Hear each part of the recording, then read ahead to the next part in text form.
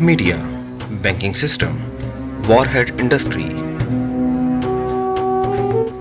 and now drugs industry.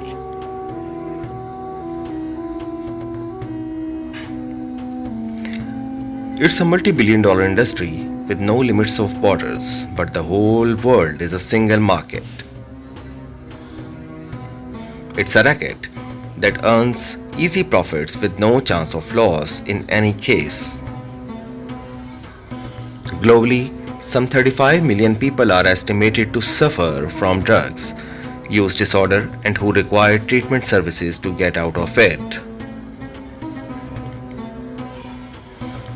There are around 1 billion smokers on earth, which consumes 18 billion cigarettes in a day, means 6.5 trillion cigarettes are sold around the world each year. Approximately 500 billion US dollars worth drugs are traded each year, which is 1.5% of world GDP, and worth 943 billion US dollars trade is done for cigarettes, which is around 2.5% of world GDP. Accumulated 4% of world GDP is generated through the legal and illegal drugs sale. What a huge trade! What a huge profits! Who owns this? Do you know? Let's see. Logos and signs are the languages which is used to communicate the secret messages or the brand trademarks.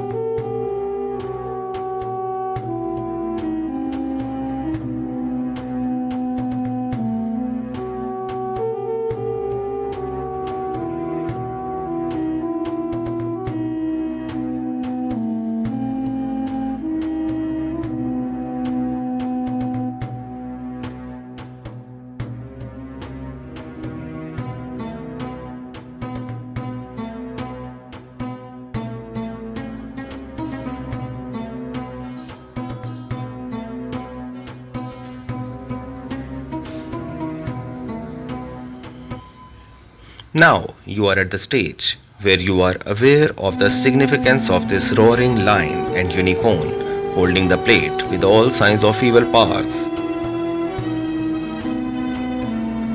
Now let's see where it is found.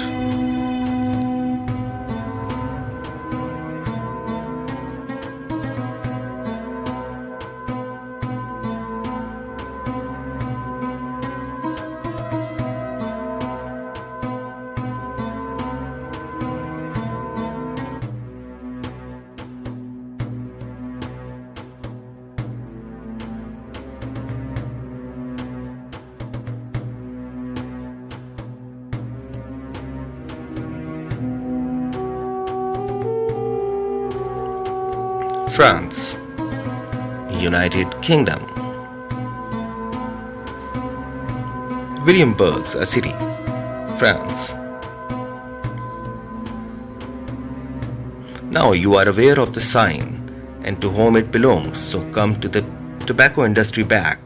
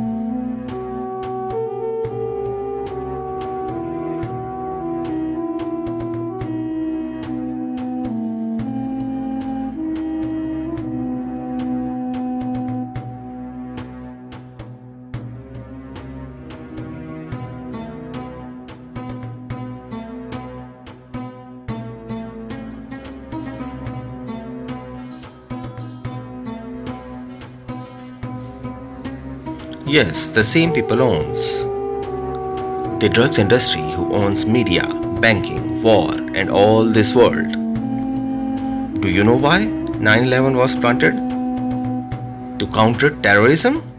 To steal natural resources by oil mines? No. Minds here in America that we should hate and kill Muslims.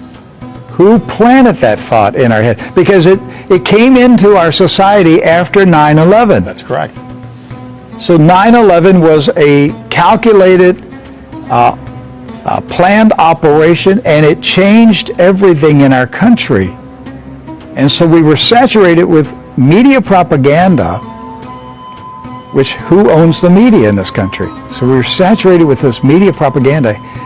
You Americans, you need to hate Muslims. You need to go to war. You need to send your sons to go kill Muslims. All right?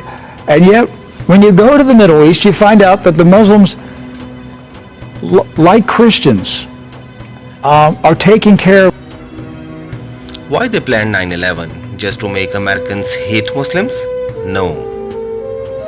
Let's listen why Afghanistan was important that America planned for 9/11 to attack on this. Southwest Asia, and Latin America. In particular, Myanmar, Thailand, Laos, and Vietnam make up the Golden Triangle of opium production, while Iran, Pakistan, and Afghanistan make up the Golden Crescent of opium production. Some 90% of the world's opium is thought to come from Afghanistan alone. Despite the U.S. occupation of the country in 2001, production has actually tripled in the past decade. A huge portion of U.S. heroin is also made from Colombian and Mexican opium operations as well. But what about marijuana, the most consumed illicit drug in America? Well, in the United States, imported weed often comes from Mexico. However, as several states have legalized or decriminalized the drug, more potent and cheaper varieties of marijuana are grown in the United States.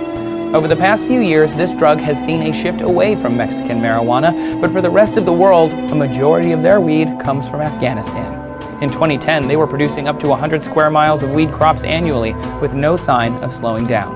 Although the United States' war on drugs has been ongoing since 1971, 90% of world opium is produced by Afghanistan. Taliban started to stop the cultivation of opium, which was the biggest hit to the huge profits of the world's ruler. After American dominion on Afghanistan, the cultivation and production of opium got tripled. This all war was behind to safeguard drugs industry, which is one of the most revenue generating item for them. They accustom people and play with their lives just to earn profits. To what extent they can go, let's tune for the next episode.